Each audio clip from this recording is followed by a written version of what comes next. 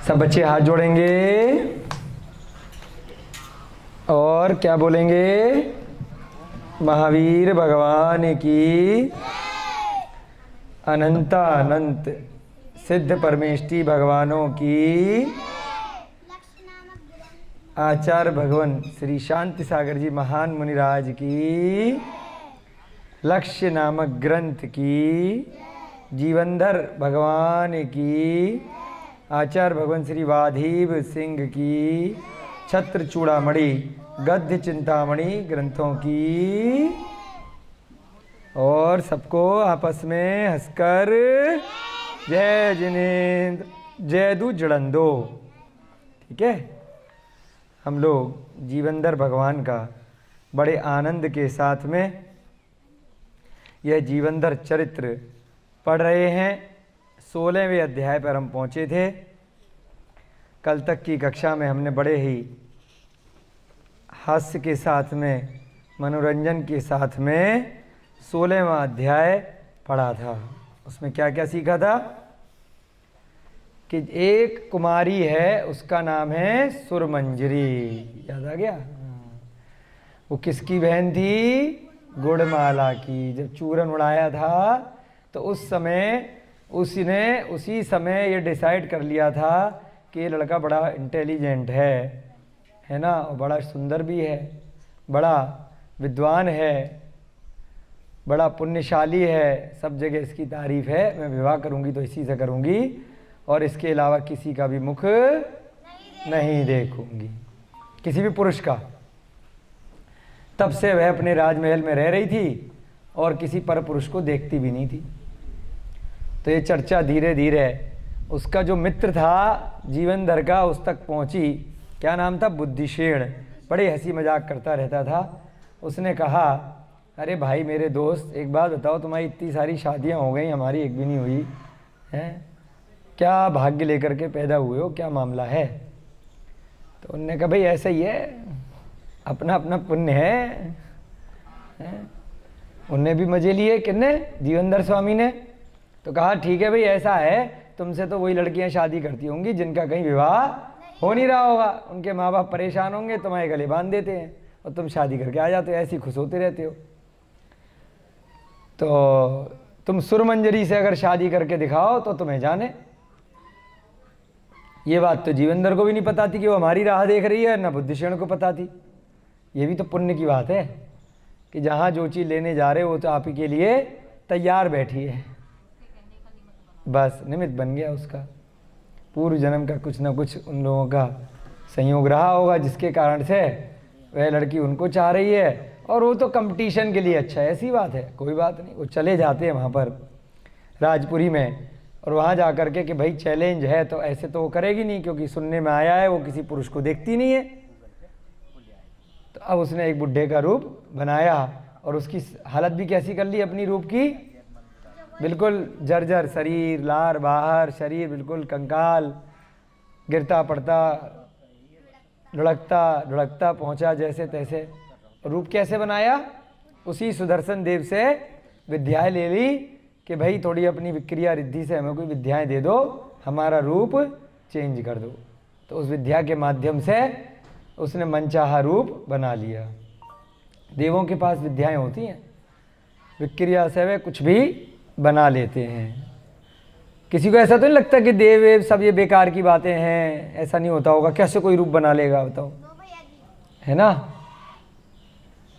जब हम शुरू में 5-6 वर्ष पहले ऐसे पढ़ रहे थे तब आया कि ऐसे कैसे कोई हवा में उड़ सकता है? हवा में उड़ने के लिए तो पक्षियों को पंख चाहिए, तब जा कर के उड़ेगा। कोई मनुष्य चारण रिद्धिधारी है, सीधे खड़े खड़े कैसे उड़ रहा भाई, है ना? देव आते हैं सीधे उड़ते हुए आ जाते हैं, ऐसे सुनने में आता है, पढ़ने में आता है, ऐसा क्या चक्कर है? क्या पता सत्य क्या सत्य, मन में आता था 1% कई बार।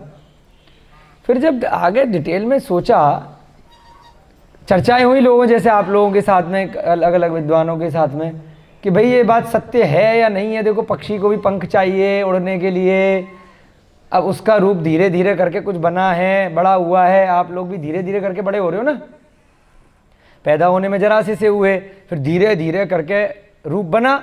अचानक से मन में आए कि मेरी शक्ल उनकी रिंकी मैडम जैसी हो जाए, अभिषेक भैया की तरह हो जाऊं मैं, तो अचानक से कैसे हो जाओगे?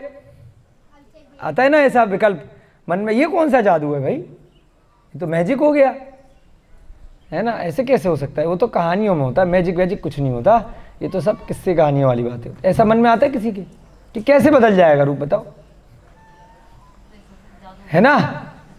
कि अचानक से मन में आया, उसका रूप उसने बना लिया, उसका कुछ बना लिया, वो उड़ के चला गया, वहां से खींच कर वहां ले गया, ऐसे कैसे कर लेगा? बताओ, किस किस के आता है ऐसा? डाउट थोड़ा बहुत कभी कभी होता होगा, होता है ना कभी कभी। हाँ, फिर हमारे मन में एक दूसरी चीज आई जब हमने इस पे चिंतन किया कि ये सत्य है कि असत्य है, देव होते हैं कि नहीं होते हैं, ये विक्रिया रिद्धि होती है कि नहीं होती है, कोई किसी का रूप बना सकता है कि नहीं बना सकता है, बिना हवाई जहाज के आकाश में कैसे उड़ सकता है? भाई हवाई जहाज को भी पेट्रोल चाहिए, डीजल चाहिए, इतना बड़ा साधन चाहिए, हेलीकॉप्टर है ना, बहुत सारी चीज़ें बनानी पड़ेंगी, बैठना पड़ेगा और कुछ समय तक चल पाएगा, फिर गिर जाएगा अगर डीजल खत्म हो गया तो, ईंधन खत्म हो गया तो, है ना। तो ये कैसे चल रहे भाई? फिर आया समझ में कि अगर इन बातों पे विश्वास नहीं करें, ठीक है, बहुत ध्यान से समझना, हमारा स्वयं का चिंतन है, हो सकता है हम थोड़े गलत हो, सही हो, आप लोगों का चिंतन और आगे इसमें बढ़ जाए, कि फिर तो हम मनुष्य बने ये भी जादू है। सोच रहे हो क्या कहना चाह रहे हैं हम? कि ये लड़की है, ये भी एक मैजिक है, कैसे बन गई? गर्भ में कैसे कोई जीव आ गया, बाहर आकर के कैसे धीरे धीरे बड़ा हो रहा है, ये भी तो मैजिक है, कैसे मर गया? अभी तक तो बिल्कुल अच्छा खासा था, एकदम से निकल लिया और अब कोई मूवमेंट नहीं है, बिल्कुल मर गया, तो ये क्या हो गया? ये भी तो जादू है। अगर उसको हम काल्पनिक समझेंगे कि देव नर की जितने की सारे ये सब बातें काल्पनिक हैं, तो इसका मतलब फिर हमारा स्वयं का अस्तित्व भी काल्पनिक हो जाएगा। ये भी तो काल्पनिक है। मान लीजिए इसने रोटी खाई है ना, दाल खाई, चावल खाए, हमने खाई, जो भी सामान खाया, अब इतने से थे, रोटी किसी पत्थर को खिलाओ, वो बड़ा हो जाएगा क्या? है, खूब जूस पिलाओ, खूब उसको बढ़िया से, जो भी आप खाना खाते हो वो खाना पत्थरों को खिलाओ, टेबल को खिलाओ, क्या वो मनुष्य की तरह धीरे धीरे बढ़ने लगेगा? बोलने लगेगा हमारी तरह? ये बोल रहे हैं, ये भी तो जादू हो गया फिर, है बच्चों। समझो, बड़ी गहन चिंतन है कि जो लोग आपको ये बोले भविष्य में कि ये सब काल्पनिक इमेजिनरी बातें हैं, कोरी गप्पे हैं, ऐसा हो सकता है क्या? तो उनको बोलना, भाई साहब तुम बोल रहे हो ना, तो ये भी काल्पनिक हो गया। तुम्हारा दिमाग चल रहा है, दिमाग में कुछ है और बोल रहे हो ऐसे, तो लाश के भी सारा दिमाग होता है मरने के बाद, आंखें भी होती हैं, कान भी होते हैं, हाथ भी होते हैं, फिर भी मूवमेंट बंद हो जाता है ना, कैसे हो गया? इसका मतलब उसके अंदर कुछ था जो काल्पनिक नहीं था, जो वास्तविकता में अंदर कोई ऐसी चीज थी जिसकी वजह से ये सारी चीजें चल रही हैं। आप बोल पा रहे हो, चल पा रहे हो, धीरे धीरे करके बड़े हो पा रहे हो, है ना। अब पक्षियों पे देखते हैं, पक्षी उड़ते हैं जैसे, तो थोड़ी देर के लिए उड़ते हैं, उसके बाद बार बार पंख फड़फड़ाते हैं क्या? कभी देखा है पक्षियों को, चिड़ियाओं को? फिर तो ऐसी करते हैं ना, एक उसमें एक दिशा में उड़ते चले जाते हैं बिना बार बार पंख फड़फड़ाए, है ना। अगर पंख फड़फड़ाने से उड़ने लग जाओ तो आप लोग पंख लगा लो, उड़ पाओगे क्या? नहीं उड़ पाओगे, है ना। ऐसे ही कोई मछली है, वो मछली की पर्याय से पानी के अंदर ही रहती है, वहीं पर सांस ले रही है, वहीं जी रही है। पानी के जो जीव हैं, पेड़ पौधे हैं, ये सब काल्पनिक हो जाएंगे अगर देव भी काल्पनिक हो गई तो ऐसे ही जब हमने स्वयं के अस्तित्व को सत्य माना है, तो इसका मतलब यहां पर ऐसी भी कोई विद्या हो सकती है जो मन चाहे वह करा सकती है। उसी को विक्रिया रिद्धि यहां पर कहा, जिसके माध्यम से उसने मन में जैसा सोचा वैसा रूप बना लिया। सारी चीजें जब प्रमाण से आप पढ़ोगे, धीरे धीरे चिंतन करोगे, तो आपको समझ में आ जाएगा कि भाई काल्पनिक बातें नहीं हैं। अगर दृढ़ सिद्धांत करोगे, सम्यक दर्शन पक्का होगा तो, कि जब हम जैसे हैं वैसे ही देव भी हो सकते हैं, और जिस काल की ये घटनाएं हैं उस समय तो साक्षात समोसरण लगा करते थे, दिखता था हवा में लगता हुआ, 5000 धनुष ऊपर लग रहा है, 20,000 सीढ़ियां उसमें जा रही हैं, लोग देखते होंगे कि देव आ रहे हैं उड़कर आकाश से किस प्रकार से, है ना, सारी चीजें दिखती हैं। तो फिर वहां पर कल्पना जैसी कोई चीज नहीं रह जाती है, प्रत्यक्ष को प्रमाण की आवश्यकता नहीं होती जब सामने दिखने लग जाता है। हम लोगों के लिए थोड़ा डाउटफुल है क्योंकि पंचम काल में है, इस कारण से बहुत सारी चीजें दिखाई नहीं दे पाती हमारे पाप कर्म के कारण से। नहीं तो चतुर्थ काल में तो बहुत लोगों को पुण्य के भाव से क्या है कि देव वगैरह दिख जाते हैं, आते हैं जाते हैं, सब चीज़ें दिखाई देती हैं। तो अब यहाँ पर ये प्रसंग आया कि अचानक से वो ऐसा बुढ़ा कैसे बन गया। फिल्मों में भी बनना होगा तो मेकअप करना पड़ेगा, नकली बाल लगाने पड़ेंगे, है ना, पेंट पॉलिश करनी पड़ेगी, एक्टिंग करनी पड़ेगी, बहुत सारी चीज़ें ऊपरी ऊपरी उसको करनी पड़ेंगी, तब वो भेष बदल सकता है। कोई मुखौटा लगाना पड़ेगा, बहुत सारी चीज़ें ऊपर से लगानी पड़ेंगी। परंतु जब देव प्रदीप विद्याएं होती हैं उसमें कुछ ऊपर से नहीं करना पड़ता। वो जैसी सोचते हैं कि मुझे इसकी जैसी शक्ल बनानी है, उसके जैसी बन जाती है विद्याओं के माध्यम से। तो इसलिए ये आया यहाँ पर प्रसंग हमारे मन में। तो बच्चे लोगों के भी आ सकता है कि हो सकता है खाली ऐसी एक्टिंग कर रहे हैं भैया जी, ऐसी स्टोरी सुना रहे हैं, यहाँ पर बच्चे अच्छे अच्छे काम करें, इसलिए गप्पबाजी लिखी गई है कि ऐसा भला कैसे हो सकता है कि कोई किसी का रूप अचानक से कैसे बना सकता है। आता था ना किसी को मन में, अब तो नहीं आएगा, अब तो नहीं आएगा ना, बना सकते हैं ना, अगर विद्याएं हैं तो बताओ, हाँ बना सकते हैं।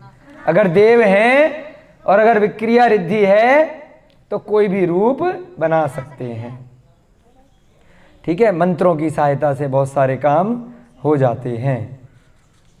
तो इसी प्रकार से उसके बाद उसने वहाँ जा कर के ऐसा वहाँ पर नाटक रचा कि भाई मैं तो ब्राह्मण हूँ, भूखा हूँ, भिक्षा के लिए आया हूँ। दासियों ने रोका ही नहीं कि भाई हम पकड़ेंगे तो ये तो मर जाएगा, हमारे ज़्यादा खींचने के चक्कर में उन्होंने उसको महल के अंदर जाने दिया। और उसके कारण से क्या हुआ, जब वो महल के अंदर गया, वहाँ जा कर के सुरमंजरी ने देखा कि चलो बहुत बूढ़ा है बेचारा, इतना जर्जर अवस्था में, इसको भोजन इत्यादि करवा दो। जब उसको भोजन वगैरह की व्यवस्था अच्छे से हो गई, उसके बाद वहीं पर सो गया। जब सो के उठा तो उसके बाद उसने बहुत सुंदर वहाँ पर गीत संगीत वीणा बजाई, चीज़ें बजाई वहाँ पर बढ़िया बढ़िया से, खूब बढ़िया गीत गाया। उसको सुन करके सुरमंजरी एकदम मोहित हो गई, दौड़ी दौड़ी भागी भागी आई कि भाई मुझे भी सिखाओ, आप तो इतने बूढ़े हैं, आपने कैसे आता है, क्या आता है, मुझे सिखाओ। उसने कहा सिखाऊंगा, तब सिखाऊंगा, पहले जो है सामने तेरे घर के जो एक मंदिर है ना, वहाँ कामदेव की मूर्ति है, सुबह सुबह जा कर के वहाँ पर आज या कल में वहाँ पर मांगेगी, तेरी मांग पूरी हो जाएगी, और फिर मैं जो कहेगी करूँ, कोई दिक्कत नहीं है। उसने कहा अच्छा ऐसी बात है। अब तो वो सब कुछ करने के लिए तैयार थी, इतना सुंदर गीत सुना था। उसके मन में क्या चल रहा था कि जीवन भर कैसे मुझे हाँ कर दें और कैसे उनसे मेरा विवाह हो जाए। तो वह ये सोचकर अपनी सखियों के साथ में सुबह सुबह जल्दी उठ करके नहा धो करके वहाँ मंदिर दर्शन के लिए गई। और यहाँ पर आपको दोबारा से फोटो दिखा देते हैं। यह सुरमंजरी वहाँ दर्शन कर रही है, पीछे पीछे वो बूढ़ा भी अपने रिक्शे में बैठकर चला गया, क्योंकि बूढ़ा लंगड़ा था। उसके लिए एक रिक्शा तांगा मंगाया कि भाई बैठो बाबूजी, धीरे धीरे बैलगाड़ी में बिठा करके उनको ले जाया गया। उसके बाद एक फ़ोटो और दिख रही है, जैसे ही वहाँ पे सुरमंजरी ने भगवान से मांगा, कामदेव से मांगा कि भाई देखो ऐसा है कामदेव, मेरी इच्छा है जीवनधर मुझसे विवाह कर लें, ऐसा करके वहाँ मांगने लग गई। उधर जीवनधर ने सुन लिया, अच्छा ऐसी बात है, जी बात है। तुरंत दो रूप दिखाई दे रहे हैं यहाँ पे, ध्यान से देखो। बूढ़े में से निकल करके पीछे हाथ में लोटा सा है, बूढ़ा सा है, और वहाँ से रूप चेंज कर लिया उसने तुरंत उसी विद्या के माध्यम से, वास्तविक स्वरूप में अपने जीवनधर के स्वरूप में आ गया, है ना। तो जैसे ही वो अपने स्वरूप में आया, फिर उसे लगा कि ये मैंने इसके साथ छल किया है, तो इसलिए कहीं ये बुरा ना मान जाए, तो अपनी सत्य कथा उसने बता दी कि भाई देखो ऐसा है, हम ऐसे ऐसे आए थे, हमारे दोस्त ने चैलेंज किया था, कंपटीशन चल रहा था, और ऐसे ऐसे इसलिए हम बूढ़े बने थे, और अब देखो अब आपकी मर्जी है, है ना। तो दोनों का, उसको भी उससे शादी करनी थी, क्यों करनी थी, चैलेंज लिया था, और उसको भी, लड़की को भी करनी थी क्योंकि वो तो पहले ही चाहती थी उसको। उसने अपने पिता को जाकर के बताया, कुबेर दत्त सेठ उसके पिता थे, उन्होंने क्या कहा, बहुत बढ़िया विवाह करवा दिया। अभी भी दोनों एक दूसरे को भले ही चाहते हैं, फिर भी बिना माता पिता की सहमति के शादी नहीं करी। कुबेर दत्त सेठ ने फिर अच्छे से उनकी दोनों की शादी करवा दी। इस प्रकार से 7वां विवाह जीवंदर का हो गया। शुरुआत में जो 8 मालाएं जीवंदर की माता ने स्वप्न में देखी थी, उसका तात्पर्य वहाँ पे बताया गया था 8 शादियाँ होंगी, ठीक है ना। क्यों राधा रानी, कितनी शादियाँ होंगी, बोलो 8। बहुत सुंदर, छोटे छोटे बच्चे भी थोड़ा थोड़ा सुन रहे हैं, बहुत अच्छी बात है, ठीक है। उसके बाद उसने आगे बोला, गंधोत्कच सेठ के पास गया, अपने पिता के पास, क्योंकि राजपुरी नगर की बात है ये तो घटना। वहीं पर अपने घर गया गंधोत्कच सेठ के पास, और मामा गोविंदर महाराज के विदेह प्रदेश में जाने की योजना बनाई कि भाई देखो, हमने मामा के यहाँ जाएंगे अब हम, जो विदेह प्रदेश में रहते हैं दूसरी जगह। अभी टाइम नहीं आया है काष्ठांगार को मारने का, थोड़ा सा समय बचा है, कुछ दिन, कुछ घंटे, कुछ हफ्ते बचे होंगे। तो अभी ज़रा मामा को भी टीम में शामिल कर लें, बस मिल के आना है। अब देखते क्यों जा रहे हैं मामा के पास। तो इस प्रकार से आपका 16वां अध्याय कल पूरा हुआ। 4 प्रश्न इस अध्याय में यहाँ पर मुनि श्री प्रणम्य सागर महाराज जी ने लिखे हैं, एक एक करके पढ़ेंगे और उनके उत्तर। प्रश्न संख्या 1, जानते हो बच्चों यह सुरमंजरी कौन थी? ये तो आपने बता दिया था, अब इतने बुद्धिमान वहाँ पे नहीं थे ना जब महाराज जी ने लिखा होगा, इसलिए उन्हें लगा कि बच्चों का प्रश्न आएगा। आप तो पहले ही इतने इंटेलिजेंट हो, हमें भी याद नहीं था, ये शिखा को और कई बच्चों को याद था कि सुरमंजरी वही है। उत्तर, हाँ, जब वन कीड़ा के समय गुड़माला और सुरमंजरी ने अपने अपने चूर्ण माने चूरन की परीक्षा के लिए कुमार को नियुक्त किया था, तब गुड़माला का चूर्ण श्रेष्ठ है, यह कुमार ने सिद्ध किया था। सुरमंजरी तभी से जीवंदर को चाहती थी और यह प्रतिज्ञा ले ली थी कि मैं जीवंदर के अलावा अन्य किसी को नहीं देखूंगी। अब देखो उसकी प्रतिज्ञा भी पूरी हुई। उस बुढ़े को भले ही देखा, परंतु था कौन वो? था तो जीवंदर ही, वह वृद्ध व्यक्ति। ऐसा होता है नियम में, प्रतिज्ञा में शक्ति होती है ना।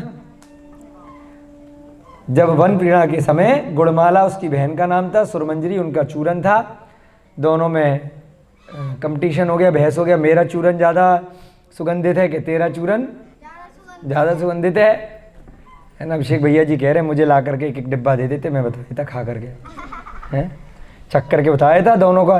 तब तक नहीं बताता जब तक दोनों के डिब्बे ख़त्म नहीं हो जाए, है ना। रोज़ खाता रहता थोड़ा थोड़ा, फिर 1 महीने तक बुलाता रहता। ऐसे ही हमारे बाबा बनाते थे जब हम छोटे थे ना, आप लोगों की तरह। वो कौन सा लवड़ भास्कर चूरन, क्या सुगंध आती थी उसमें। वो खल्लड़ में कूट कूट करके वो बनाते थे, बहुत सारी और चीज़ें ले करके। तो और फिर वो खिलाते थे ऐसे, खाओ बच्चों। सारे हम 4-5 भाई बहन सब थे, सारे लोग। हमारे ताऊ जी के बेटे 4 लोग वो थे, हम 2 लोग, 4-5 बच्चे बाबा के पास जा के बैठ जाते थे, बाबा चूरन खिलाओ। तो ऐसे ही अभी टेस्टी नहीं है, खिलाओ और दो। अभी नहीं बताएंगे अच्छा बनाए कैसा बनाए, पूरा की पूरा डिब्बा खा जाते थे, इतना टेस्टी बनाते थे। तो ऐसे ही यहाँ पर अभिषेक भैया जी मुस्कुरा रहे हैं कि चूरन खा लेता भाई जीवनधर, फिकवा क्यों दिया भंवरों के चक्कर में। कि भंवरे चेक करके बताएंगे, उड़ा दो चूरन थोड़ा सा, जिस पे भंवरे ज़्यादा आएंगे वो ज़्यादा टेस्टी है, ज़्यादा खुशबूदार है। हाँ है, हाँ। तो ये परीक्षा ली थी उन्होंने कि भाई इंसान तो अपने अपने हिसाब से बताएंगे। किसी को देखो मीठा पसंद आता है, किसी को खट्टा पसंद आता है, किसी को चरपरा पसंद आता है, अलग अलग टेस्ट है। कोई समोसे खा रहा है बहुत चरपरे वाले, कोई मिर्च बिल्कुल खा नहीं सकता, है ना। तो सबका अपना अपना टेस्ट है मनुष्यों में। तो इसलिए कैसे परीक्षा होगी भाई? वो 4 इंद्रिय वाले भंवरे हैं, उनका तो अलग ही टेस्ट होगा, वो परीक्षा कर दें। प्रश्न संख्या 2, अहो इतने दिन बाद उसकी मनोकामना पूरी हुई, यदि जीवन भर उसे नहीं विवाह करते तो क्या वह जीवन भर ऐसी ही रहती? बताओ। बच्चे बड़े समझदार हैं।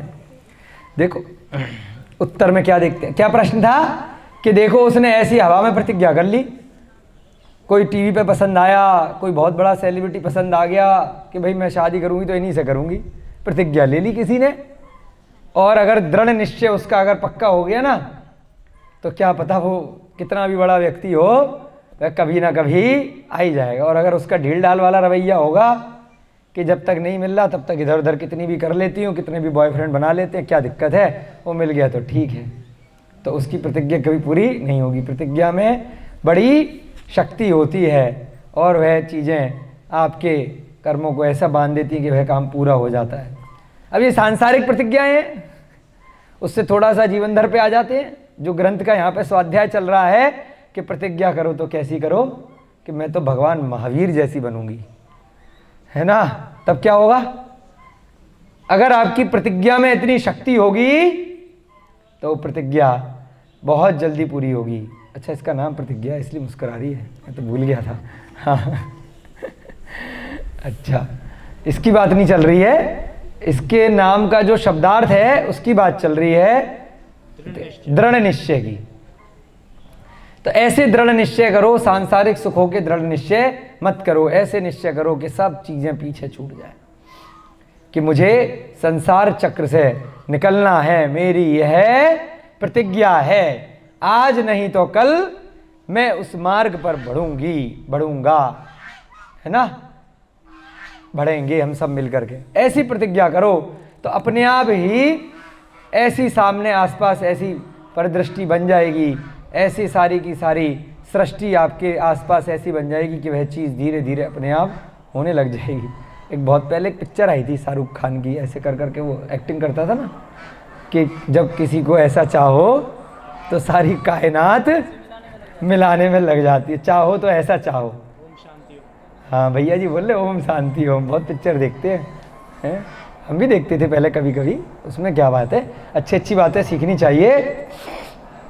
उसके बाद उस डायलॉग को हमने यहाँ पे लगाया, क्यों लगाया, कैसे, वो सारी कायनात का क्या मतलब है, यहाँ पर अगर धर्म से पढ़ें तो हैं, जितनी भी आसपास आपके सृष्टि है ना उसमें अदृश्य रूप से ऐसे कर्म घूम रहे हैं, ऐसे अणु घूम रहे हैं जिसको बोलते हैं कार्मर वर्गणाएं। बोलो कार्मर वर्गणाएं, धर्म ग्रंथों के शब्दों में उसको लिंक किया हमने कायनात को, वो तो उसका शब्द था। अब यहां पर क्या शब्द आया, कार्मण शरीर या कार्मण वर्गणाएं। बोलो वर्गणाएं, जो आपको दिखाई नहीं देती। आपने जैसे विचार किए, जिस प्रकार से आपने भाव किए, जिस प्रकार से कृत कारित अनुमोदना से मन वचन काय से जो भी कार्य किए, उसके कारण से क्या होगा, जो पूरे के पूरे तीन लोक में, ये कार्मण वर्गणाएं कहां पर हैं, क्यों भैया जी, कार्मण वर्गणाएं कहां तक हैं, कहां तक फैली हुई हैं, नहीं ब्रह्मांड में नहीं है, तीन लोक में है, 343 घन राजू में है, जहां तक ये तीन लोक है। पूरा ब्रह्मांड कहलाएगा, नहीं ब्रह्मांड उसके बाहर अलोकाकाश भी है, ठीक है, अलोकाकाश में नहीं होती, कर्म पुद्गल होते हैं, क्या होते हैं, पुद्गल होते हैं। कार्मर वर्गणाएं पुद्गल होती है, वस्तु स्वरूप है, पुद्गल है, जैसे जीव, बोलो जीव, दूसरा अजीव नहीं, जीव पुद्गल, धर्म अधर्म, आकाश काल, ये 6 द्रव्य होते हैं। जीव और अजीव अगर बोलेंगे तो पहला जीव और अजीव के अंदर बाकी 5 आ गए, अजीव के भेद में 5 आ गए, ठीक है। और अगर तत्व की बात करेंगे तब बोलेंगे जीव, अजीव, आश्रव, बंध, संवर, निर्जरा, मोक्ष। बीच बीच में याद दिलाते रहते, जिससे धीरे धीरे करके बच्चे जब बड़े होंगे तो रट जाएंगी चीज़ें, कोई दिक्कत नहीं, अनादिकाल से यही चीज़ें चलनी है, आप लोगों को याद हो जाएंगी, कोई तकलीफ वाली बात नहीं है। किसी को याद नहीं भी हो पा रहा है तो बार बार याद दिलाएंगे, हो जाएगा, समझे। तो जो कार्बन वर्गणाएं हैं वही संसार में आपकी इच्छाओं को पूरी कर रही है। जैसे ही आपने भाव किया हलवाई की दुकान पर जाकर के कि मुझे जलेबी खानी है, तो हलवाई ने आपको देखा, आप उसे देख रहे हो, बेटा खाएगा, खिला दी, पैसे हैं तो पैसे दे दिए, नहीं है तो चल कोई बात नहीं खा ले। जब बहुत तीव्र इच्छा किसी चीज की करोगे, अब रोज जाकर, मान लीजिए आज पैसे नहीं, रोज जाकर के खड़े हो जाओगे तो कभी ना कभी वो जलेबी मिल जाएगी, नहीं तो जब भी कभी पैसे होंगे, पिताजी ने पॉकेट मनी दिया या अपने कमाए, जाकर के खा लोगे। तो कभी ना कभी वो इच्छा आज नहीं तो कल आपकी पूरी हो जाएगी। कैसे पूरी हुई?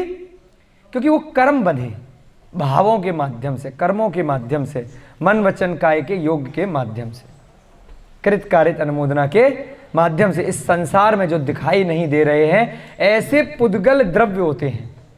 वही पुद्गल द्रव्य आपके शरीर की भी रचना कर रहे हैं, बाहरी शरीर की। हमने अभी शुरुआत में उदाहरण दिया था कि रोटी खिलाई, बड़ा कैसे हो गया? पत्थर को रोटी खिलाई, वो बड़ा क्यों नहीं हुआ? उस रोटी के माध्यम से इसके शरीर के योग्य जो कार्बन वर्गणाएं इस 3 लोक में व्याप्त थीं, वो धीरे धीरे आकर के उस आत्मा के ऊपर आकर के कार्बन शरीर के ऊपर चिपकती चली गई। फिर कार्बन के ऊपर तेजस, तेजस के ऊपर औदारिक शरीर। उस कारण से वो धीरे धीरे करके उस रोटी ने आपके शरीर की रचना कर दी, अंदर खून की रचना करी, जल की रचना करी, बहुत सारी अन्य अन्य विषय वस्तु जो भी आपके शरीर के योग्य चाहिए, वो रोटी, दाल, सब्जी, फल, फ्रूट जो भी खा रहे हो, वो किस में कन्वर्ट हो रही है? शरीर में। कैसे हो रही है भाई बताओ? वो जादू नहीं है क्या? वो भी तो एक जादू है। तो यहां पर भी वही प्रसंग आया है कि अगर किसी भी चीज को आप चाहोगे तो कैसे बना रही है वो? क्योंकि इस संसार में कार्बन वर्गणाएं अपने आप से घूम रही हैं। जैसी मिथिलेश को इच्छा करेगी, इसके योग्य 3 लोक की वर्गणाएं आकर इसके शरीर में चिपक जाएंगी, इसकी वो काम पूर्ति कराएंगी, इसके मन की इच्छा, इसकी जो इच्छा करेगी वह इसके योग्य इसकी कराएगी, इसकी जो इच्छा करेगी वह इसके योग्य कराएगी। नेगेटिव हो या पॉजिटिव हो, वो बात तो है ही है। तो जिस चीज की भी आप इच्छा कर लोगे वो आज नहीं तो कल वो पूरी होएगी होएगी। इस भव में नहीं तो अगले भव में, अगले में नहीं तो अगले भव में। आपको कोई भी स्त्री पसंद हो, कोई भी हीरोइन पसंद हो, आप बहुत भयंकर तरीके से उससे विवाह करने की इच्छा कर लो। हम इन ग्रंथों के आश्रय से बता रहे हैं, इस भव में नहीं तो अगले भव में, अगले नहीं तो उसके अगले भव में। अगर वह नीचे चली जाएगी, त्रियंच में चली जाएगी, तो वहां जाकर के आपकी पत्नी बन जाएगी। आपने तो उस जीव से इच्छा करी थी, उसी को निदान कहते हैं। ठीक है, उसके पीछे पीछे पहुंच जाओगे, क्योंकि उनको इतना नहीं मालूम है कि वो जिस पर्याय में सुंदर है अभी वर्तमान में चाहिए। भाई पूरी नहीं हो पा रही ना इच्छा, प्रयास करोगे, बूढ़े हो गए, उसको उसके लेवल तक नहीं पहुंच पाए, है ना, आयु कम ज़्यादा है, उतना धन नहीं है जितना उस स्त्री को चाहिए, उस कुल के नहीं हो, उसके बराबरी वाले नहीं है, तो बराबरी वाले भविष्य में जब बन जाओगे, जब वो सुअरी बन जाएगी तुम सुअर बन जाओगे, वहां जाकर के आपकी उससे शादी हो जाएगी। अगर वो अच्छी बन गई, देवी बन गई, तो देव बन जाओगे उसके। तो इस प्रकार से ऐसे निदान मत पालना जो सांसारिक विषय भोगों के युक्त हों। निदान पालो तो कैसी इच्छा करो। इसलिए ये घटना बता रहे हैं कि अगर आपने ये भी इच्छा कर ली कि मुझे मुनि महाराज बनना है, मुझे त्यागी वृत्ति बनना है, मुझे साधु बनना है, मुझे सम्यक चारित्र को धारण करना है, तो गारंटी है वो अपने आप आपके साथ होने लग जाएगा। एक ने आज नहीं तो कल प्रयास कर, क्योंकि आप जब किसी चीज की इच्छा करोगे तो अनजाने में आप उसके लिए प्रयास भी तो करना प्रारंभ कर दोगे। जलेबी के लिए आपने प्रयास भी तो करा ना, मांगी ना। जब पैसा आया तो आप उसको खरीदने जाओगे ना, क्योंकि रोज इच्छा कर रही हो और आज जेब में पैसे हैं, तब भी आप उसे पैसे दे के नहीं खरीदोगे क्या? बस खड़े रहोगे, इच्छा ही करते रहोगे। बताओ, आपको गाड़ी खरीदने की इच्छा है और जब आपकी जेब में पैसे हो जाएंगे 10 लाख 20 लाख 5 लाख जितने की गाड़ी खरीदनी है, तो आप जाकर के खरीद लाओगे? नहीं खरीद लाओगे? फिर खड़े थोड़ी रहोगे शोरूम के बाहर।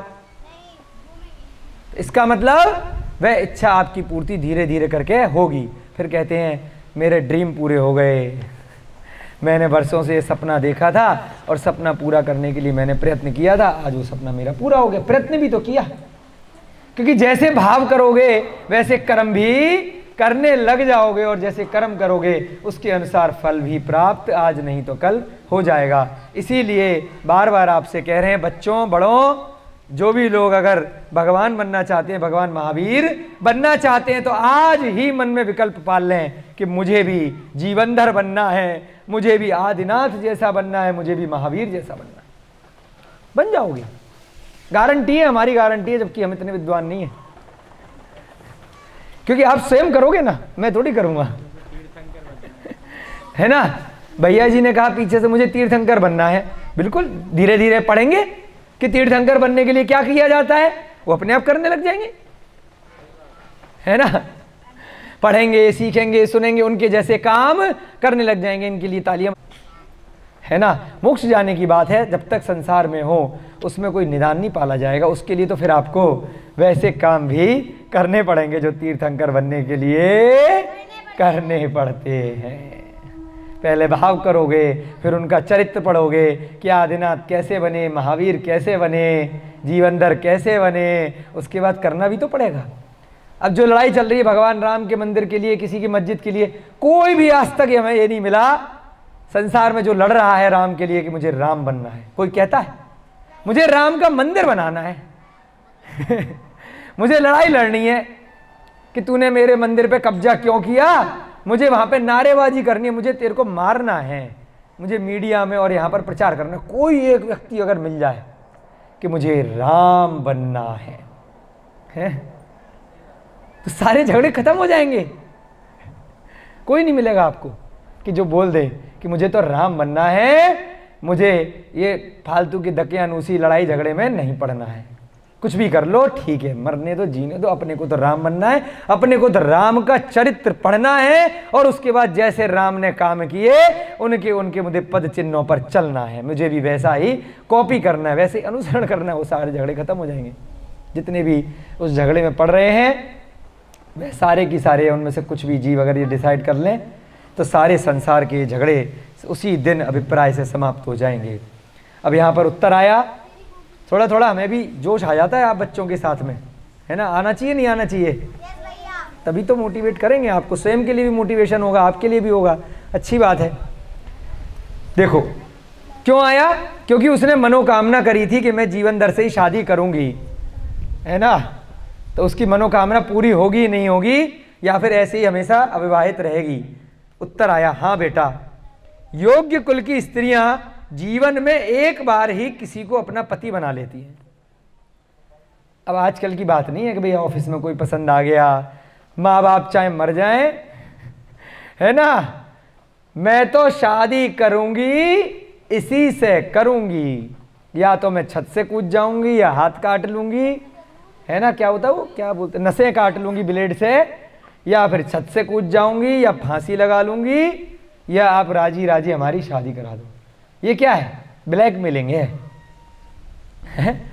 ये कोई अच्छे कुल की स्त्रियों का लक्षण नहीं है। यहाँ पर उनकी बात नहीं हो रही है, वो जो गलत बात करते हैं उसको सीखना चाहिए। अच्छे कुल की स्त्रियां अच्छे योग्य व्यक्ति को चुनती हैं और उसके बाद ब्लैकमेलिंग नहीं करती अपने घर वालों से। अगर घर वाले उनके अच्छे से योग्यता देख करके कि हाँ भाई तुम्हारे लायक है, हमारे कुल की मर्यादा रखने वाला है, हमारे धर्म का मान सम्मान रखने वाला है, हमारे वंश की परंपरा को अच्छे से बढ़ाने वाला है, साधर्मी है ना, दुराचारी नहीं है, उल्टी सीधी चीज़ें खाने वाला नहीं है, तब जा करके माँ बाप सारी चीज़ें देख करके विवाह के लिए अगर हाँ कर देते तो कर लो, अगर मना कर देते हैं तो मत करना। अच्छे कुल की स्त्रियां जीवन में एक बार किसी को अपना पति बनाती हैं। शीलवती स्त्रियों की यही बात है कि वह किसी दूसरे के मने से भी चाह नहीं रखती हैं, दूसरे की मन से भी चाह नहीं रखती हैं। अच्छी स्त्रियां इसी शील के कारण उन्हें उनके मनोरथों की पूर्ति हो जाती है। समझे? पद्म पुराण में लक्ष्मण जी की भी ऐसी कथा आती है। उनको युद्ध में मूर्छा हो गई थी, है ना। एक शीलवती स्त्री थी जिसने उनको चाहा था, विशल्या कौन? हाँ, कि भाई उन्हीं से करूँगी। इतना शील की रक्षा करने के लिए वह वहीं रहती थी अपनी जगह। मुनि महाराज के ज्ञान में आया कि इनकी मूर्छा, रावण से युद्ध चल रहा है, कैसे दूर होगी? केवल उस स्त्री जो इतना शील का पारण कर रही है उसको नहलाया जाए, उसका गंधोदक बना जाए, जैसे भगवान का गंधोदक बनता है ना, उस जल को ला करके छिड़का जाएगा तो इसकी मूर्छा दूर हो जाएगी। विशल्या नाम था। विशल्य, यही थी ना कथा, पद्म पुराण में आई है, बिल्कुल सत्य कथा है। ऐसा शील का प्रभाव होता है। हाँ, वो शबरी का अलग कथानक है, पद्म पुराण में शबरी नाम हमारे पढ़ने में नहीं आया। यहाँ पर वो शबरी के तो बेर की अलग कथा है। हाँ, वो जड़ी बूटियों वाली हनुमान जी की अलग कथा है कि वो पूरा की पूरा पहाड़ उठा करके ले आए थे, विद्याधर थे, उनको इतनी चक्करबाजी की जरूरत नहीं थी। यहाँ पर जो अपने ग्रंथ में कथा है कि उस विशल्या का जल ला करके छिड़का गया था। कैसे उसका जल इतना पवित्र हुआ है? इतनी शीलवान थी कि जिसको मन में एक बार विवाह कर लिया, उसके अलावा मैं किसी पर पुरुष से विवाह नहीं करूँगा। ये भी ब्रह्मचर्य होता है। तो ब्रह्मचर्य को सबसे बड़ा गृहस्थ जीवों के लिए सबसे बड़ा व्रत बोला गया है। ब्रह्मचर्य वाला व्यक्ति जो होता है, जो बोल दे तो उसकी बातें सत्य हो जाती हैं। बहुत इसमें प्रभाव रहता है। ये भी एक मैजिक, ये जादू है अपने आप में।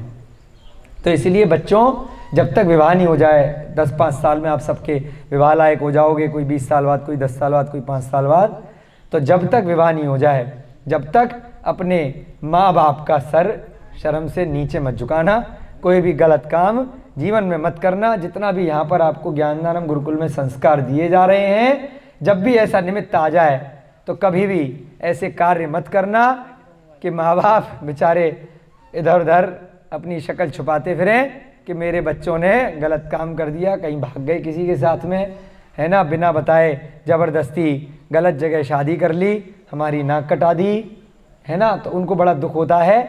ठीक है, अगर आपको कोई ऑफिस में, कॉलेज में, कभी बड़े हो जाओगे, हो सकता है कोई अच्छा लगने लग जाए, कोई पसंद आ जाए, तो अपने पढ़ाई के लिए, अपने काम के लिए मित्र बनाना कोई बात नहीं है वर्तमान समय में।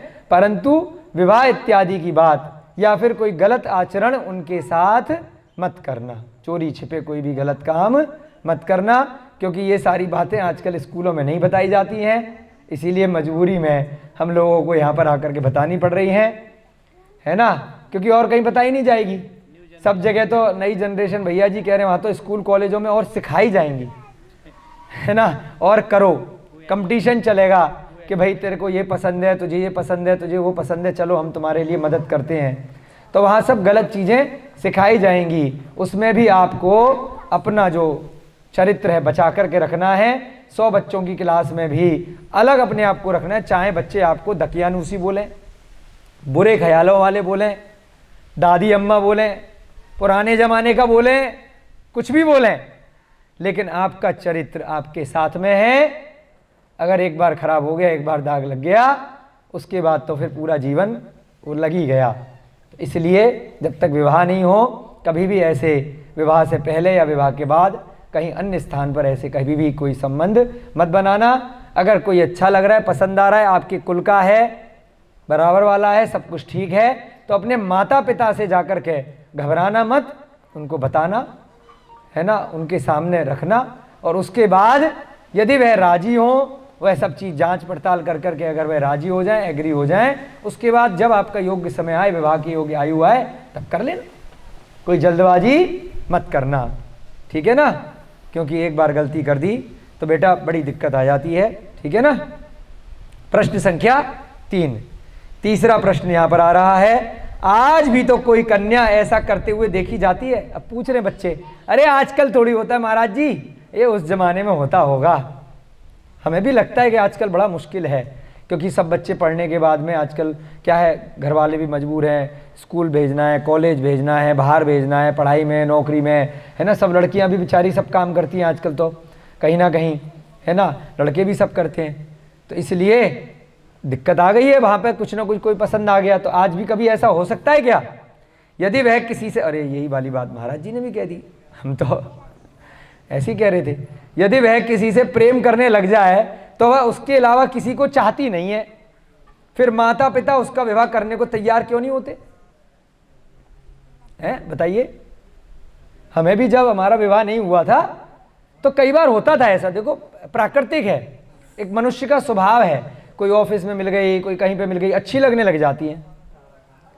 जब तक धर्म का ज्ञान नहीं हुआ तब तक लगता था कुछ गुण मिल गए, कुछ बातें मिल गई, कोई आपके काम में अच्छी है, कोई आपकी पढ़ाई में आपकी मदद कर रही है, कोई देखने में अच्छी है ना, कोई धनी है बहुत ज़्यादा, है ना, किसी का स्वभाव बड़ा मृदुल है, आप कोई भी काम बोलो काम कर देती है। तो अलग अलग लोग आपको व्यवहारिक जगत में मिलेंगे। लड़कियों के केस में लड़के बहुत सारे ऐसे मिलेंगे, अरे यार ये लड़का तो मैं जो बोलती हूँ इशारों में सारे काम भाग भाग के करता है, नाचता रहता मेरे आगे पीछे, इसको पति बना लेती हूँ, है ना, इसी से शादी करूँगी। लड़कियाँ अपने हिसाब से सोचती हैं, लड़के अपने हिसाब से सोचते हैं। कोई लड़की सोचती है यार ये तो बहुत पैसे वाला, बड़ी गाड़ी से आता है, इसके पिताजी पे बहुत माल है, मैं तो एक झटके में बहुत सारी धनी बन जाऊंगी, कौन इतनी मेहनत करे है, क्यों इतना ड्रामा करो, पढ़ाई करो, फिर एग्जाम दो, फिर उसके बाद पैसा कमाओ, घर वालों से लो, यहाँ वहाँ, ये तो रेडीमेड मिल रहा है, बहुत माल है इसके पास। तो कई लड़कियों के मन में ये आ जाता है। पैसा देख करके कभी शादी मत करना, फंस जाओगे बच्चों, ना लड़की ना लड़का, है ना, चरित्र देख करके करना, गुण देख करके करना। तो यहाँ पर भी यही आया कि महाराज जी से प्रश्न पूछ रहे हैं कि अगर मेरे को किसी से प्रेम हो जाए, प्रेम माने वो पिक्चरों में लव आता है ना, LOVE, लव हो गया, लव हो जाए, और उसके बाद हमने माता पिता को बता भी दिया और माता पिता शादी के लिए तैयार नहीं हो रहे, तो क्या किया जाए? ये तो गलत बात है माता पिता की, मैंने तो प्रतिज्ञा कर रखी है कि मुझे तो वही पसंद है। माता पिता कब तैयार नहीं होंगे? क्योंकि आपको अनुभव नहीं है, वो आपसे डबल उम्र के तो हैं ही, कम से कम एक जनरेशन तो ज़्यादा है, तो इसलिए उनके अनुभव के आधार पर वह उस बच्चे को मना इसलिए कर रहे हैं, कहीं ना कहीं कोई कमी रही होगी जिसके कारण से उन्हें ऐसा लग रहा है कि बाद में इस विवाह में दिक्कत आएगी, इसलिए मना कर रहे हैं। और आप लोगों को बच्चों को अनुभव नहीं है कि भाई हम तो एक पक्ष देख रहे हैं ना, कोई कह रहा है सुंदर बहुत है, कोई कह रहा अंग्रेजी बहुत बढ़िया फर्राटे से बोलती है, कोई कहता पतली बहुत है ना, कोई कह रहा पैसे वाली है। अलग अलग अभिप्राय से, अलग अलग तरीके से अलग अलग लड़कों को अलग अलग लड़कियां पसंद आ जाती हैं। तो इस कारण से माता पिता क्या देखते हैं? सब चीजें देखते, कुल क्या है, उसका वंश क्या है, उसके परिवार वाले क्या हैं, उसके संस्कार क्या हैं। वह कल को संतान उत्पत्ति होगी तो संस्कार कितने दे पाएगी? पीती तो नहीं है, खाती तो नहीं है उल्टा सीधा, है ना, कपड़े कैसे पहनती है, चाल चलन क्या है, बहुत सारी चीजें कैसे, कोई रिसर्च तो कर नहीं सकते जाके, CID तो है नहीं, कैसे पता करते हैं कि उनके माँ बाप कैसे हैं, उससे उस बेटी के अंदर या उस बेटे के अंदर संस्कार आए होंगे। इस कारण से माँ बाप का कुल देखा जाता है, माँ बाप कितने संस्कारी हैं, उनका समाज में क्या नाम है, उनके बारे में क्या चर्चाएं हैं, उसके आधार से उन बच्चों का गिना जाता है कि उनका पीछे से कैसे। वो गलत नहीं है माँ बाप, और 99% ये बात सत्य होती है, हकीकत होती है, क्योंकि संस्कार दो जगह से आते हैं, या तो माँ बाप से आते हैं या गुरुओं से आते हैं। वर्तमान में गुरु नहीं दे पाते, अगर बैकग्राउंड में आ गया कि भाई ज्ञान दानम गुरुकुल के बच्चे हैं, तो आपकी टिकट पक्की है कि संस्कारी हैं ये बच्चे, कहीं आगे दिक्कत नहीं आएगी। क्योंकि यहाँ पर क्या कोशिश की जा रही है, अगर लंबे समय तक यहाँ टिके रहे, अगर गए यहाँ से सुना, भूल गए, इधर उधर भटक गए, तो भाई उनकी मर्जी बच्चों की। जो लंबे समय तक यहाँ टिके रहे और संस्कार लेते रहे, तो उनका कुल परंपरा वंश आगे बहुत अच्छे से संस्कारित होकर चरित्र के साथ रहेंगे। तो अब यहाँ पर आया कि भाई लड़की को कोई लड़का पसंद आ गया, लड़के को कोई लड़की पसंद आ गई, माँ बाप राजी नहीं हो रहे, तब भी तो शील माना जाएगा, नहीं माना जाएगा? तो फिर चमत्कार होगा कि नहीं होगा? फिर वो लड़का मिल क्यों नहीं रहा है? मैं तो इतना चाह रही हूँ उसको। फिर माँ बाप युद्ध करने के लिए क्यों तैयार बैठे हैं कि मार डालेंगे, मर जाएंगे, लेकिन उस लड़के से तुम्हारी शादी नहीं होने देंगे। होता है ऐसा। अब ये बच्चे लोग हैं, लेकिन बाद में पता चल जाएगा। हो सकता है बच्चे लोग भी आजकल बड़े एडवांस हो गए हैं, मोबाइल वगैरह पे इधर उधर कहानियाँ सुनते रहते होंगे। हमारे समय में जब हम इतने छोटे थे तब ये चीज़ें नहीं पता थी, परंतु भविष्य के अभिप्राय से यहाँ पर आपको बता रहे हैं। पहले से ही आगाह कर देंगे तभी तो गलती नहीं करेंगे। पहले जब गलती हो जाएगी, अब पछताए क्या खेत होता है, जब चिड़िया चुग गई खेत, उसके बाद क्या कर लोगे जब गलती हो जाएगी? पहले ही तो बताना पड़ेगा ना। अरे भाई, उन पुण्यवंतों से आज की नारी की तुलना करना व्यर्थ है। आज की जो लड़कियां हैं, आज की जो नारियां हैं, उन पुण्यशाली सुरमंजरी से तुलना करना बेकार की बात है। पहली बात तो यह है कि ऐसी नारी सदैव उत्कृष्ट पुरुष की ही इच्छा करती है ना। वो ऐसे पुरुष की इच्छा नहीं करती कि अरे मैं पीती हूँ, ये भी पीता है, चलो अच्छी शादी निभेगी। मैं सिगरेट पीती हूँ, ये भी पीता है, चलो बढ़िया लगेगी। होता है आजकल, सेम गुड़ मैच हो गए। हाँ, ऐसा भी चल रहा है आजकल। लड़कियां भी शराब पीती हैं, सिगरेट भी पीती हैं, है ना, ड्रग्स भी लेती हैं जो ज़्यादा पैसे वाली हैं। तो अपन लोग तो नहीं पीते ना कोई। हाँ, पीना भी नहीं बच्चों, है ना, अच्छी चीज़ नहीं होती है, ठीक है ना। तो ऐसी नारी अगर किसी को मन में चाहेगी भी तो किसको चाहेगी? जो उत्कृष्ट पुरुष है, जो पुरुष उच्च कुल का है। कौन सी कुल का है? अच्छे कुल का है, शीलवान है, रक्षक है, दयालु है। ये सारे गुण पहले देख लेगी। सुरमंजरी ने जीवन भर को तब चाहा था जब उसके अंदर ये सारे गुण थे। उसने देख लिया था ना कुल कैसा है इसका, अपने बराबरी वाला है, तो इसलिए माँ बाप ने मना नहीं किया, है ना। शीलवान है, रक्षक है, रक्षा करता है लोगों की, जीवों की, दयालु है। आज की कितनी बेटियां उनसे मोहित हो जाती हैं जिनके साथ पहले पढ़ती हैं। अरे महाराज जी अंतर्यामी हैं, हमारे मन की बात पढ़ लेते हैं, पहले से ही लिख के रख देते हैं, अवधि ज्ञानी भी हैं। हमने भी अभी आपको यही बताया था कि पहले जिसके साथ पढ़ती हैं स्कूल में, कोई घूमती हैं, कोई होटलों में खाना खाती हैं, साथ साथ मूवी देखने चली जाती हैं, जिनके पास पैसा हो, यही हमने बताया था। फिर बाद में ऐसा होते होते जब शादी करने को तैयार होती हैं, तब उन्हें पता पड़ता है कि वह अपना शील गंवा चुकी है ना। गड़बड़ गलतियां हो जाती हैं। जब अकेले घूमते हैं, पिक्चर देखते हैं गंदी गंदी, उसके बाद जब अकेले घूमते हैं, शराब पी लेते हैं, रेस्टोरेंट में खाना खाने जाते हैं, अकेले जाते हैं, तो गलतियां हो जाती हैं। जब पता चलता है कि अब ये शादी के लिए मना कर रहा है, अब तो इसका मन भर चुका है ना, तो क्या पता चलता है? अब तो मुंह दिखाने के लायक नहीं रही। फिर क्या करती हैं? फिर जहर खा लेती हैं, छत से कूद जाती हैं, नस काट लेती हैं, है ना। तो यहाँ पर महाराज जी भी यही बात कह रहे थे। देखो, महाराज जी को भी नहीं करना चाहिए, हमें भी नहीं करना चाहिए, परंतु क्यों कह रहे हैं? क्योंकि गलती कर दोगे उससे पहले पढ़ लो बच्चों कि ये गलत काम है। पहले उनके साथ कॉलेज में पढ़े, उसके साथ होटलों में खाने गए, फिर पिकनिक मनाने गए, फिर कहीं हिल स्टेशन पे चले गए, फिर होटल में कमरे ले लिए, फिर साथ साथ मूवी देखने चले गए, फिर पैसा देखा, खूब गाड़ी में घुमा रहा है, खूब उड़ा रहा है। उसके बाद जब शादी करने का नंबर आया, उससे पहले पता चला कि भाई अब तो गड़बड़ हो गई मामला। इसी कारण अब उनके मनोरथ की भी पूर्ति नहीं हो पाती, क्योंकि विवाह नहीं हो पाता। अब वो लड़का कहीं और चक्कर में लग जाता है, समझ रहे बात को? अब वो कहीं और लाइन मारता है। होता है नहीं होता है ऐसा?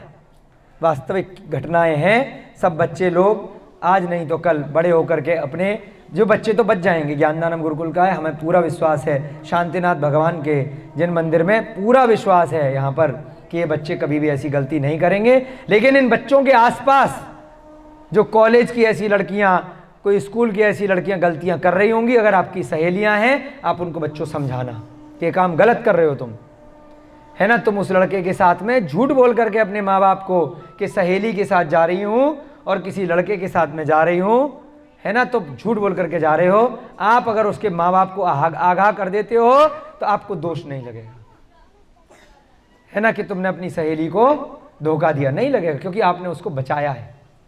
कहीं वो कल को गड्ढे में कूद जाए, कहीं उसको सुसाइड करना पड़ जाए, अपना शील गंवा दे, तो आपने तो उसको बचाया है। तो ऐसा मत सोचना कि मेरी सहेली बुरा मान जाएगी कि मैंने उसकी चुगली कर दी, क्योंकि यहां पर तो आपने उसकी रक्षा के उद्देश्य से करी है। ये छल कपट मायाचारी नहीं है। पहले उसको समझाओ कि बेटा तुम गलत काम कर रहे हो, तुम इस तरह से झूठ बोल करके मत जाओ, है ना, कि हम तो कॉलेज जा रहे हैं, हम तो पढ़ने जा रहे हैं, हम तो एग्जाम देने जा रहे हैं, और जा कर रहे हैं पिक्चर देखने जा रहे हैं अकेले लड़के के साथ में। तो बाद में क्या होता है? फिर फंस जाते कहीं ना कहीं चंगुल में, फिर शील वील सब चला जाता है। तो ऐसा होता है ना हाल, फिर बाद में दिक्कतें आती हैं, फिर कई लड़कियां तो इस चक्कर में मृत्यु भी हो जाती है उनकी। तो उस सब से बचने के लिए यहाँ महाराज जी को भी वर्तमान युग के हिसाब से यहाँ प्रश्नोत्तरी डालनी पड़ी है। वो भी मजबूर हैं, क्योंकि मुनि महाराजों को एक काम नहीं है ये सब चीज़ें बताने का, फिर भी वर्तमान काल के परिप्रेक्ष्य से उनको बहुत मजबूरी में ये शब्द लिखने पड़ रहे हैं। इसी कारण से अब जब लड़के को अब कोई और पसंद आ गई, उसका आपसे मन भर गया, तो आपके मनोरथ की भी पूर्ति नहीं हो पा रही है। फिर या तो घर छोड़ करके भाग जाती हैं, क्या लिखा महाराज जी ने, फिर या तो भाग जाएंगी या फिर आत्महत्या कर लेती हैं। जैन कुल की लड़कियां भी ऐसे गलत काम मजबूरी में हो जाते हैं। फिर कहते हैं कि भाई समझाया नहीं, अरे उनकी बचपन की उम्र थी, उनको पहली बार कोई लड़का मिला था स्कूल में, उन्हें मालूम नहीं था, स्कूल में उन्हें पढ़ाया नहीं गया, माँ बाप ने उन्हें बताया नहीं। अपने आप कहां से सीखेगी, स्कूल में थोड़ी नई चीजें पढ़ाई जा रही हैं। तो स्कूल में तो यही पढ़ा रहे हैं कि भाई पिक्चर देखो, ये देखो और बॉयफ्रेंड गर्लफ्रेंड बनाओ, तो वो क्या करेंगी बेचारी। उनके लिए पहली बार होता है, अच्छा लगने लग जाता है, एक आकर्षण उत्पन्न हो जाता है ना। एक जो विरुद्ध वस्तुएं होती हैं, दो विपरीत वस्तुएं होती हैं, उनमें आकर्षण होता है। लड़कों को लड़कियों से होगा, लड़कियों को लड़कों से होगा। ये तो संसार का नियम है, आकर्षण होएगा ही होएगा। तो इस कारण से जैसे मैग्नेट होती है, प्लस माइनस की जुड़ जाती है, आकर्षण होता है, संसार का नियम है। तो इस कारण से उन्होंने पहली बार देखा, जैसे ही योग्य अवस्था आई, युवावस्था आई, उसके बाद आकर्षण हो गया और फिर क्या हो गया, गलत काम हो गया। तो उसके बाद आत्महत्या कर रहे हैं, घर छोड़ करके भाग जा रहे हैं। ये सब पाप भाव के परिणाम हैं। पुण्यवान कन्याएं विवाह से पहले किसी युवा से अपने शरीर को स्पर्श भी नहीं होने देती। अब सब बच्चे बोलेंगे कि सब पुण्यवान हैं या पापी हैं हम। जितनी भी लड़कियां हैं, जितने भी यहाँ पे लड़के हैं, बच्चे बैठे हुए हैं, सब बच्चे, हम जबरदस्ती कोई नियम नहीं दिलवाएंगे, अपने मन में ही ऐसा विचार करेंगे कि हम कभी भी गलत तरीके से अपने शरीर का स्पर्श नहीं करने देंगे विवाह से पहले। वैसे तो स्पर्श होता ही है, उसमें कोई बात नहीं है, माँ बाप भी करते हैं, गुरु भी, और दोस्त यार पकड़ रहे हैं, खेल रहे हैं, कूद रहे हैं, उस स्पर्श की बात यहाँ पे नहीं हो रही है। गलत तरीके से, जिसमें कि कोई संबंध बनाने वाली बातें होती हैं, उस तरीके से हम नहीं होने देंगे जानबूझ करके। पुण्यवान कन्याएं जो होती हैं वो ऐसा काम नहीं होने देती हैं। यदा तदा मौज मस्ती करके अपने शील और चरित्र को गंवाती नहीं है कि चलो यार कभी कभी तो रात में वहाँ पे क्या बोलते क्लब, वहाँ पर चलता है, डीजे चलेगा, शराब चलेगी, मांस चलेगा, डांस करेंगे, रात भर नाचेंगे, और उसके बाद कहीं पी पा के कहीं होटल में कमरा लेके पड़े रहेंगे, है ना। कहीं घर वालों को बेवकूफ़ बनाकर 4 दिन के लिए स्कूल से पिकनिक जा रहा है और ऐसे काम करने के लिए जाएंगे। तो मौज मस्ती के लिए अपने शील और चरित्र को अच्छे कुल की स्त्रियां, ज्ञानदानम गुरुकुल की बच्चे गंवाते नहीं हैं। अपने पुण्य से जब उन्हें योग्य पति मिलना है तो माता पिता की अनुमति से ही विवाह करती है। भाई पुण्य होगा तो अच्छा योग्य पति मिल जाएगा, क्या दिक्कत है, नहीं होगा तो नहीं मिलेगा। अपने पुण्य को बढ़ाइए, धर्म कीजिए, और माता पिता की अनुमति से ही विवाह करती हैं। किसी के साथ घर छोड़कर भागना बहुत बड़ा दुष्चरित्र होता है कि पसंद आ गया, चल बैग पैक किया, ऊपर से साड़ी लटकाई और भाग गए, ज्वेलरी वेलरी इकट्ठी करी, कपड़े 2 बैग में इकट्ठे करे और किसी जेहादी के चक्कर में फंस करके भाग गए। पहले से वहां जाकर साल भर बाद पता चला, जब बच्चे हो गए कि इसकी तो 4 शादियां पहले से, और उसके तो धर्म में 4-5 शादियां रखना अलाउड भी है, कुछ कर भी नहीं सकते। क्या कर लोगे, अपनी मर्जी से गए हो, अपने माँ बाप को गालियां दे दे के गए हो, है ना, प्रॉपर विवाह किया है आपने, अब क्या कर लोगे बताओ, कुछ नहीं कर सकते।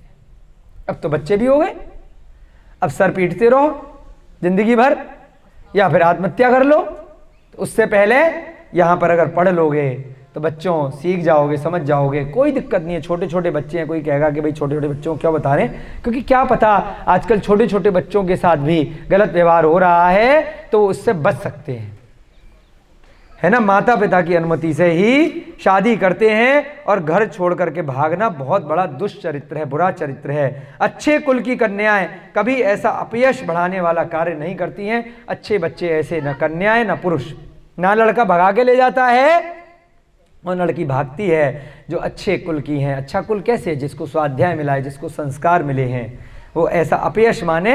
एक तो होता है अच्छा वाला यश, एक होता है बुरा यश, बदनामी। ऐसा काम अपने माँ बाप के लिए और स्वयं के लिए नहीं करती हैं। सुर मंजरी की तरह इतने समय तक धैर्य रखते हुए, घर से भागना आदि नहीं करते हुए, माता पिता के साथ प्रसन्न चित्त होकर रहना किन्हीं श्रेष्ठ नारियों का ही कार्य है। सुरमंजरी ने क्या किया? श्रेष्ठ नारी की तरह कार्य किया। उसने माता पिता की अनुमति से ही विवाह करा, वैसे विवाह नहीं किया, न भागी। इसलिए भाई आज के प्रसंगों में और पूर्व के प्रसंगों में बहुत बड़ा अंतर है ना। सुरमंजरी की और आज की लड़कियों की बात अलग है। प्रश्न संख्या 4, तो क्या आज बेटी को पढ़ाना नहीं चाहिए? अब किसी ने कहा भाई आप कह रहे हो कि पढ़ाने भेजेंगे तो वहाँ जाकर उसको कोई फिर लड़का मिल जाएगा, उसका चरित्र खराब हो गया तो हो गया। अब हमने तो बहुत सुना है उल्टी सीधी बातें, हम उसको कॉलेज भेजें कि नहीं भेजें, उसकी नौकरी करने की बड़ी इच्छा है, भेजें कि नहीं भेजें, विदेश भेजें, अपने नगर से बाहर, घर से बाहर जाएगी, पूरे दिन किससे मिल रही है, क्या मिल रही है, हम इस डर से भेजें या ना भेजें। ये प्रश्न आया कि बेटियों को पढ़ाना चाहिए कि नहीं पढ़ाना चाहिए।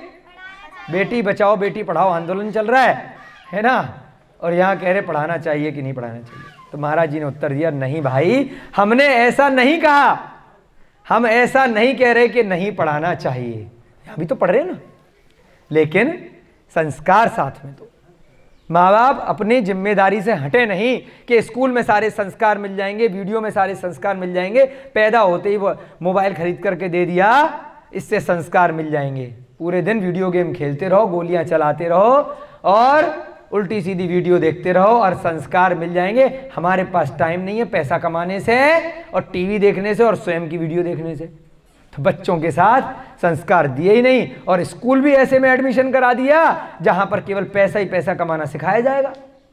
बड़ा आदमी बनाना है, करोड़ों रुपए कमाने हैं, बड़ा नाम करना है, डॉक्टर बनाना है, इंजीनियर बनाना है, ये करना है, वो करना है, विदेश भेजना है। तो यहाँ पर महाराज जी कह रहे हैं हम ऐसा नहीं कह रहे कि पढ़ाना नहीं चाहिए, पढ़ाना लिखाना आवश्यक है, किंतु यह भी सिखाना जरूरी है कि जब तक विवाह नहीं हो जाए किसी भी गैर लड़के के साथ बाइक पर घूमना, गले में हाथ डालकर चलना, उसके साथ खाना पीना, मौज मस्ती करना चरित्रहीनता है। क्या कहा? साथ में इतनी चीज सिखाने में कुछ जा रहा है क्या आपका? आप लोग माँ बाप हैं, बड़े लोग भी हैं, है ना, आप लोग अभिषेक भैया जी बड़े बड़े लोग, बहुत जल्दी यहाँ माँ बाप बन जाएंगे 2-4 साल में। तो अगर इतना सा सिखा दोगे तो कुछ पैसे चले जाएंगे क्या? है कुछ नहीं जाएगा, इसको है ना। यदि कोई लड़का कभी हाथ भी छूने की चेष्टा करे तो तुरंत उसे सतर्क करना चाहिए और दूर रहने की चेष्टा।